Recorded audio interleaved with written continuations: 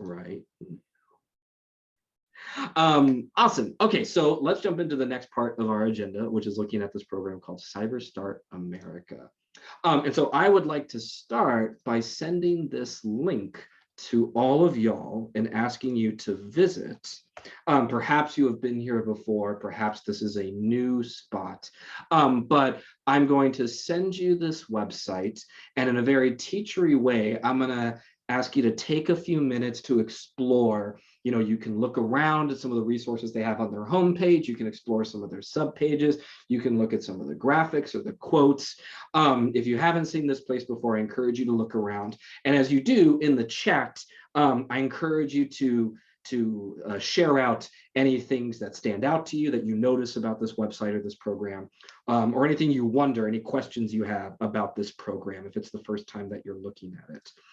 So I will pause and let you explore this area. And I also think we had some folks kind of just join. So if you just joined us, we post the link to the slides as well. And we're also playing around at this website.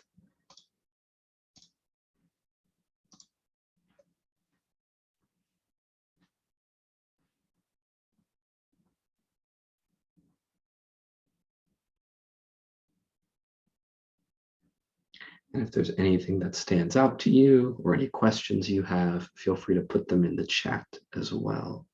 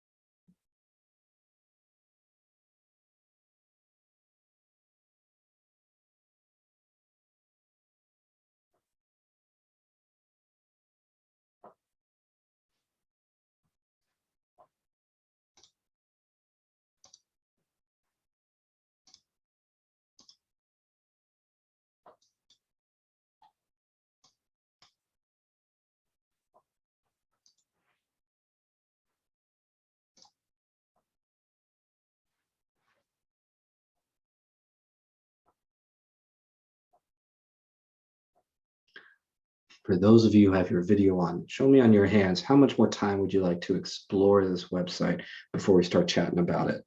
And 0 is an okay response. I saw one response, maybe I missed some others. Okay, we'll go like 30 seconds, maybe 45 seconds. Maybe I'll just say that, but we're actually just going to do whatever I want because I'm not really keeping track.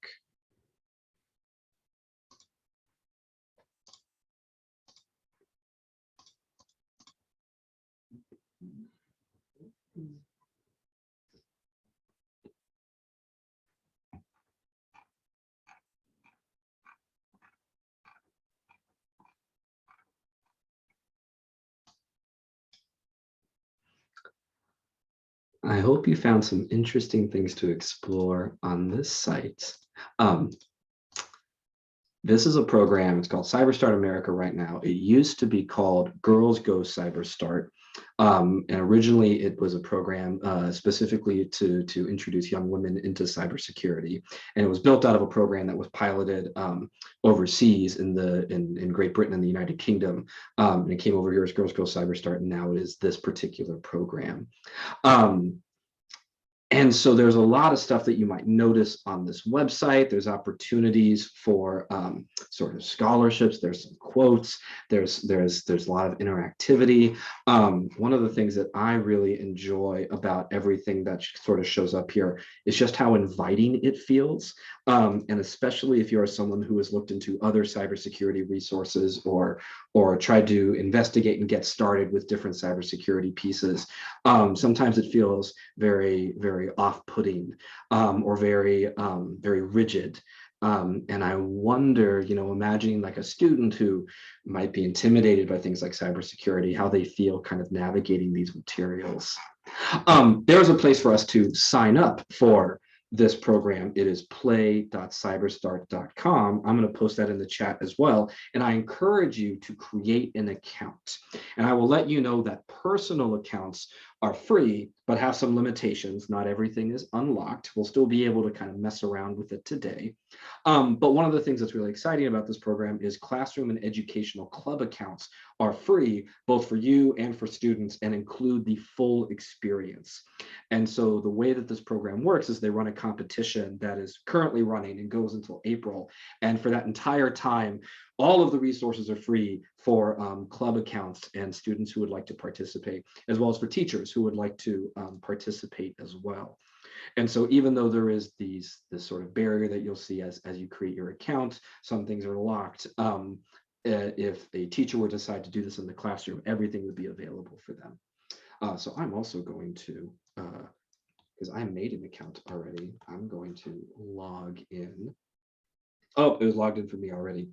So you can see some of these, like buy or claim a license to unlock and these sorts of pieces.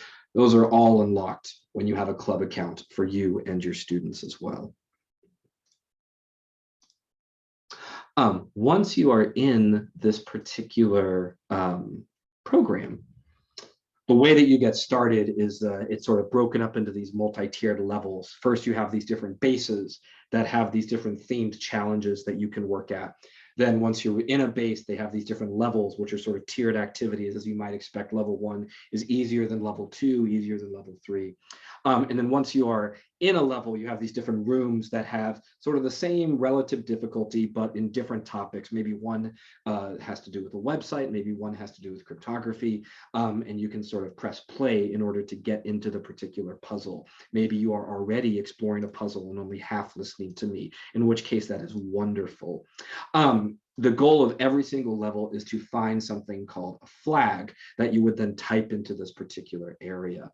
So as an example, if I were to go into my dashboard and go into this first base, and I kind of want to play with level 1, and I want to explore, is this the one that I identified as one being good to look at together? This is one I identified as being good to look at together. It kind of simulates this sort of website experience. There's this sort of, there's these briefings that give you more information. You can view a hint if you want to. But otherwise, one of the things that's kind of interesting in very cybersecurity sort of ways is that there's not a whole lot else given to you. It's just kind of, there's something here, there's in this briefing, there's something up, it's like a puzzle, and we have to kind of figure it out, and so in particular, like all of this looks kind of interesting and it looks kind of weird, and I'm not totally sure what it is. I wonder if any folks, can kind of see what's going on, and maybe if you wanted to post it in the chat of maybe there's like something interesting to notice about this, that might give me some clues of what's going on. And all of these things I'm saying are like very vague, right? In which case it almost doesn't really feel like you're applying skills that you've learned in class. It almost feels like you're solving a puzzle. I think of them as kind of escape room-esque, like there's these pieces that you have to kind of figure out together. Staring at this for so long, if I read this, from left to right, like I'm used to, it looks all weird. But if I start at the end and work backwards, the Beth says type is backwards. The time to launch our attack is now. Oh, snap. And then there's all these other things and all these other things. The postcode word is this. So maybe I can put that into this flag up here. I got it wrong. Oh, because it's backwards. So let me see. So time for attack. I think that's what it is. Oh, look at this confetti on my screen. Look at how beautiful this is. And then I can go on to the next one or go back to the last one. How fun that is. Something that's kind of neat about these is the methodologies under which we sort of solve these cybersecurity puzzles. They increase in complexity, but they also have sort of a low floor and high ceiling. This is something that a student can notice if they know what to look for. There really isn't a barrier of entry here other than just a persistence piece for someone to look at. one of the other things that's available in these materials that's really nice, because eventually there are some things that you have to know, or if you have a teacher and you're curious, like what is it that how do I help my students in these ways? They have this thing called a field manual. And that field manual has lots of different topics that they provide resources for. Those resources include sort of textbook-esque materials, but also videos. So in particular, something that this tool uses in order to sort of dig a little deeper and figure stuff out is this browser development tool, which not a lot of folks know about, but luckily there's this video that I can access if I really need to, and if I wanted to figure it out. So if I go back, here's this field manual, I can access it here. And if I needed to, I could find some of these different pieces that I could look into.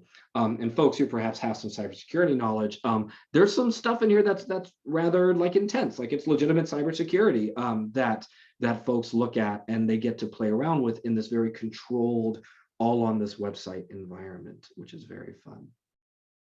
Okay, at this point, having talked about this enough, I challenge everyone in this room, who can get the farthest? I'm going to create another set of breakout rooms, with about 4 people in them. So you have a group of people to bounce ideas off of, but if you want to keep your camera off the whole time, you totally can. And which room can get the farthest with solving these different puzzles? And remember, you have the field manual to look at. You can Google things if you want to. You can play around. You got this room of people to ask. We're going to spend about 10 minutes, I think, in these breakout rooms, maybe a little longer. We're going to spend 13 minutes in these breakout rooms, exploring and playing around with this particular website. I'm pausing because I had to change my settings to make sure my breakout rooms weren't still 4 minutes. Great. So with that said, who can get the farthest? It's a competition. On your mark, get set, go.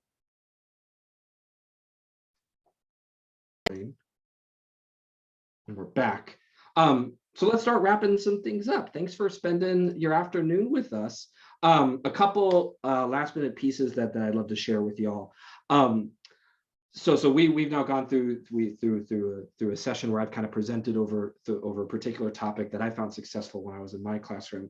And one thing that we as an organization are interested in looking for, especially for these community calls, are some ways to invite more folks as presenters in this particular space. So I want to share with you the goal behind the structure that we hope to have for these community calls that happen once a month. We hope to have sort of a 3-month cycle that alternates between sort of statewide big picture overviews and updates and what's happening across Arizona, then going to a session that focuses, that would be useful for for 6-12 teachers, and then a session that would be focusing on K-8 teachers. And so last month, we had a series of presentations and conversations giving like a statewide overview. This session is particularly relevant to 6-12 teachers. And next month, we're working with our board and hopefully some other folks to have a session that provides some opportunities that are most relevant for K-8 teachers. But we are looking for presenters, specifically from teachers who might be interested in presenting in some of these ways. We want to hear from teachers of what's working well in your classrooms. And CSTA-Arizona has budgeted money to pay teachers for their time to develop these types of sessions and present at these community calls, also for other educators as well. So if you are interested, a teacher on this call, and you're interested in presenting, or you have an idea in mind, or you have something that might be of interest, there's a form that you can fill out. Or if you know a teacher who you think would be a good resource for this, please invite them to fill out this form. We're trying to source someone for sort of our next time, but we would love for this to become a place that teachers across Arizona can share what's working well in their classrooms with other teachers and kind of alternating between this session. Jesse and Jared, you both are on the CST board. Do you think I missed anything in describing our goals for this initiative? Cool. So that is something that will go out in our newsletter, and then feel free to share with any teachers that you think might be interested as well. Lastly, we have this community updates document. This is our attempt to aggregate things that are happening in Arizona that may not always be on our radar. And so there's several things going on that have been in here, and we'll quickly go through some of these. If you're in the Tucson area, we're having a meetup sponsored by the U of A Computer Science Department excuse me.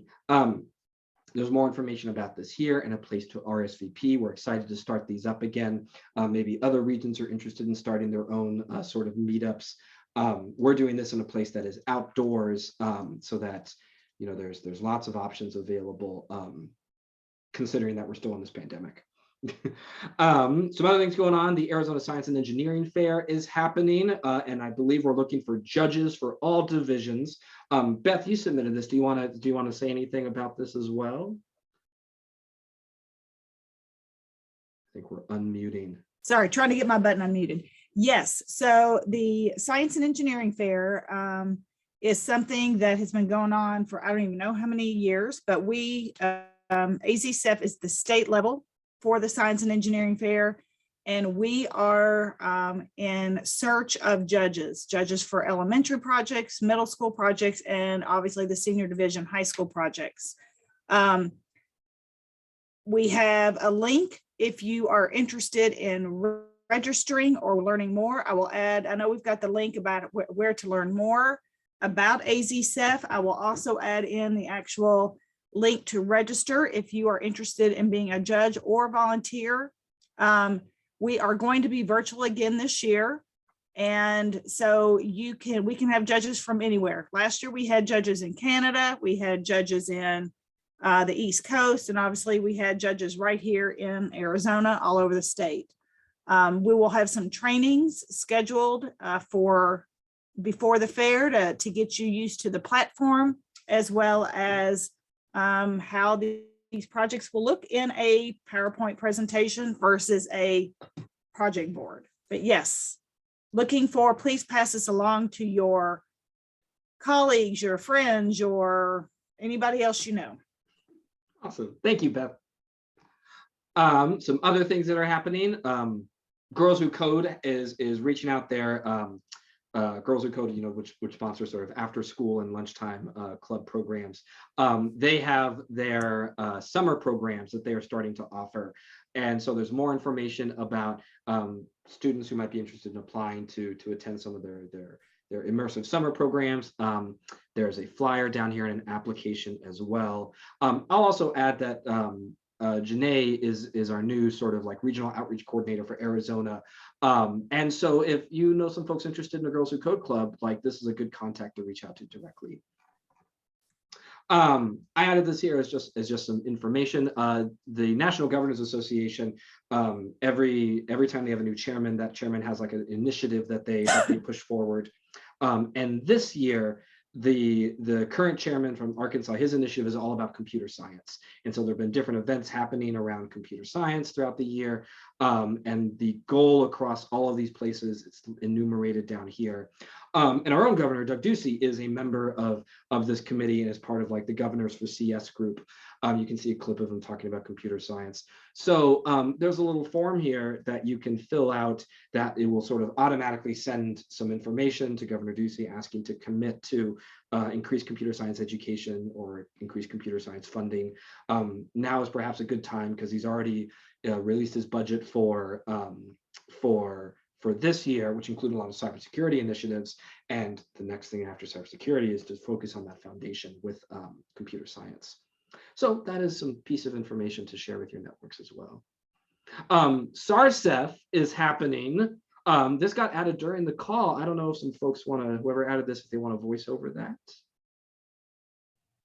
I added it. I don't know a ton about it, except when Beth mentioned the state science fair. I know that this is a regional one that happens, that there's a community day, and then they're also probably looking for judges. So I just wanted to give them a shout out to you, because I know we have Tucson people on the call. Yes, they are. We collaborate a lot with SARCEF, and they are still looking for judges. I do know if you were to just email sarcef.org or go on the website, you would find information about the judging. So, and they also have been sending things in on LinkedIn. I've seen it there too. If I can find the actual registration, I will put it in here. So great. I want to acknowledge that we're coming right up on time. And so I want to give folks space to talk about these other things, but just being aware of that. Jared, I assume you added this from Buddha. This looks great. What is this? Oh, I saw this on Twitter. Yeah, so it just launched, I think, a week or so ago, but it's a couple of girls who are interviewing other girls in the CS space and just kind of talking about it. So it's a fun little videos to watch. That's so great. And then I think Sarah added this, the computer science newsletter. Oh, this is so exciting. So yeah, we had what we called our science and STEM newsletter, and it just became very lengthy. And so we wanted to really think about what can we just put in here from computer science. And here's the example of this month's. And Dan really works well on sending me the things that you guys send to him, and then I always incorporate those here. So it really just shows our partnership as well. You can go and sign up on the main standards page at the very top. There's a visual on there that I highlighted. You can sign up there, or you can click the link that says sign up here. One other thing I also added in there, because there wasn't any more space, it just says tell us more. So yeah, we try to put our basics in there, as well as our partner stuff. Jan, if you can just go up just a hair, there's this tell us more. We have our, I've reached out to a couple of you on this call. Our Leading Change Teachers Institute conference is coming up.